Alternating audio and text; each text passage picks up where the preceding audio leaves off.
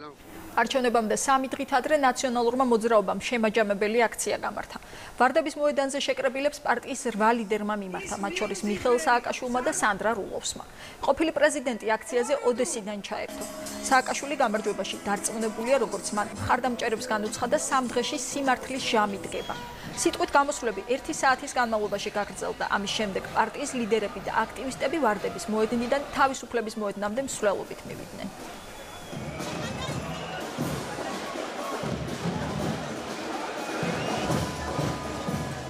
სამ დღეში ჩვენ დავასრულებთ უძრაობის ხანას, დავასრულებთ ქვეყნის უკუსლვას და დავიწყებთ ქვეყნის გეგმაზომიერ განვითარებას.